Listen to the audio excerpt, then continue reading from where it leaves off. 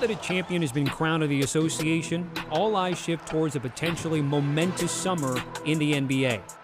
What happens with Kawhi Leonard out west, whose playoff run ended prematurely with what was called a knee injury and had surgery on his partially torn ACL shortly thereafter? Does he opt into his player option, which he has until August 1st to do, or does he explore free agency? Then there's the saga of Ben Simmons in Philly. 25-year-old all-star caliber players usually aren't available via trade, but considering how his postseason went, a fresh start may be exactly what he needs to rejuvenate his career. Philly has already opened up trade discussions with teams, and if there's anyone that can execute a blockbuster deal, it's Daryl Morey.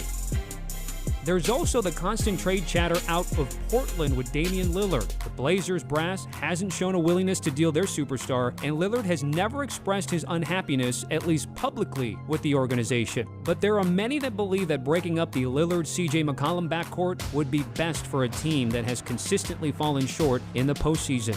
As far as free agents go, there is a robust market at point guard, starting with Chris Paul, who most believe will stay in Phoenix. The two players who may move are Kyle Lowry and Mike Conley. And if anyone is looking for scoring, DeMar DeRozan could be a key addition for any contender. Will any stars be playing elsewhere next season? This NBA summer could be as unpredictable as any in recent memory.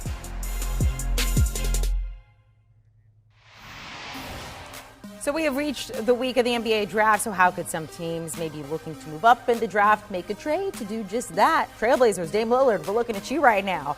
Many believing Dame has played his last game there in Portland, so will the Blazers use him as leverage? Taking a look at Sportsline's latest odds for teams to go ahead and land Damian Lillard there. At the very top, you find the Knicks, followed by the 76ers, the Heat, Warriors, Lakers, Clippers, Mavericks. Of course, you could just stay with the Spurs team. Let's find out. Let's welcome in CBS Sports writer Kyle Boone. Kyle, you got an article that is on CBSSports.com. 5 potential trades for teams looking to move up in the draft. And one of them does involve Dame. So let's start with that one. And that is sending Damian Lillard to the Knicks. How would that work? Yeah, the Knicks would be giving up quite a haul to get an all-star in Damian Lillard. They'd be trading both of their first-rounders from this year's draft, 2 future first-rounders, R.J. Barrett, Obi Toppin, Emmanuel Quickley, Mitchell Robinson. Just a really complete haul in terms of picks and assets to get Damian Lillard.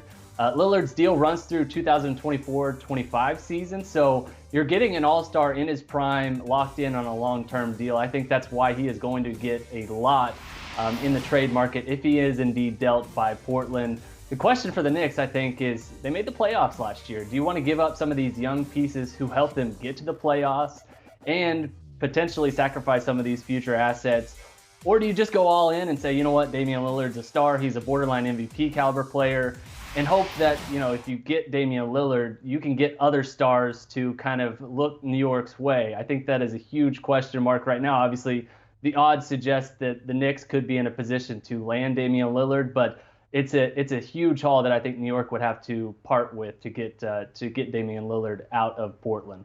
Kyle, the Warriors have a couple of lottery picks, but if you ask most anyone, they're in win-now mode. They're looking for a veteran instead of a rookie. So how do they use that to their advantage with maybe another team looking to move up in the draft?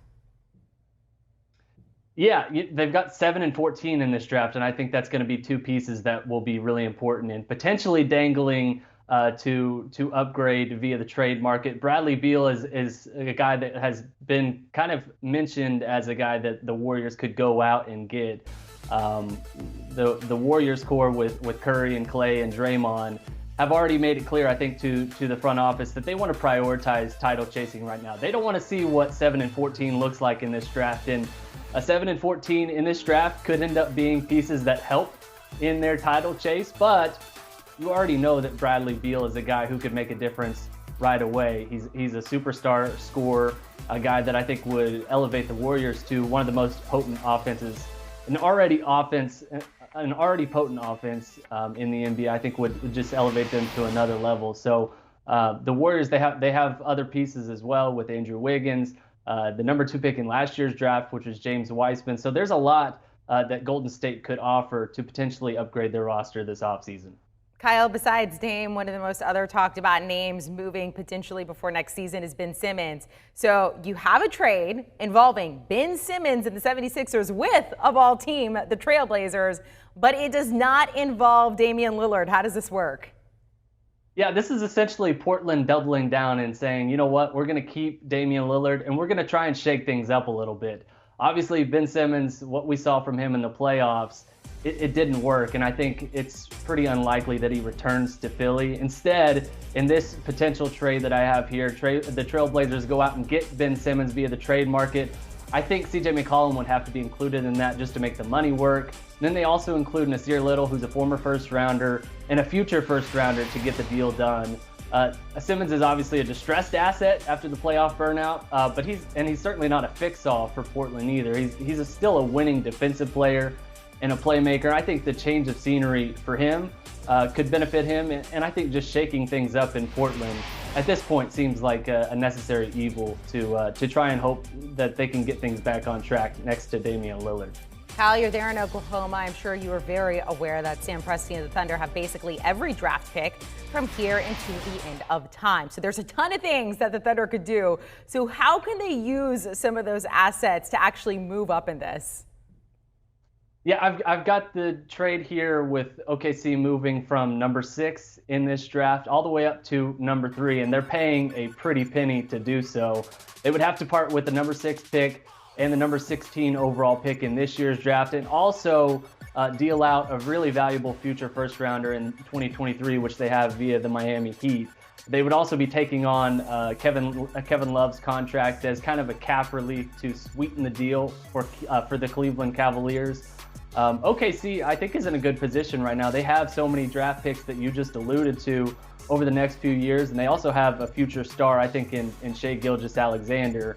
Moving up from 6 to 3 in this draft, I think gets you a quality role player at number 6 and a potential future all-star at number 3. So I think you would be willing to pay kind of the price of admission to either get in the running for Jalen Green or Jalen Suggs or Evan Mobley, even Scotty Barnes. It's possible all 4 of those are not available at number 6 in this draft. So you're paying a premium, but you guarantee that you're getting one of your guys at number 3 in this draft. At number 3, you mentioned a potential future all-star there. Now you, Gary Parrish, and Colin Ward-Henniger, you're all agreeing on the same person going number 3 overall right now. Evan Mobley, is that who you think the Thunder would take? I think if they trade up, they're looking at Scotty Barnes. Scotty Barnes is a guy who's 6'9", coming from Florida State, combo forward, can guard 1 through 5, and just the combination of him being able to be just an elite defensive prospect and also add on offense a guy who can really make plays for you as kind of a secondary initiator. The Thunder have been linked to Scotty Barnes for a while now. They seem to really have taken a liking to him. If they move up from 6 to 3 and Jalen Green is off the board, and I anticipate that Jalen Green does go number 2 on draft night, I think Scotty Barnes is the move there, that they go up to make that selection for the former Florida State standout. Kyle, thank you so much. By the way, again, you can check out Kyle's article. It is really interesting there on CBSSports.com. And again, the NBA draft just around the corner. Kyle, thank you so much. Yeah. All right, so taking a look at those notable NBA dates, the draft, it is this Thursday. Most of our experts agree. Cade Cunningham going number 1, Jalen Green, as Kyle mentioned, going 2. Of course, we'll see what happens there with the 3rd overall pick. After that, free agent negotiation window that opens August 2nd, and then free agency begins on the 6th. Want a sports network that delivers everything that matters about the game? The highlights, the picks, the instant analysis. No yelling, no fake debates, no politics. Hit the subscribe button and never miss a moment.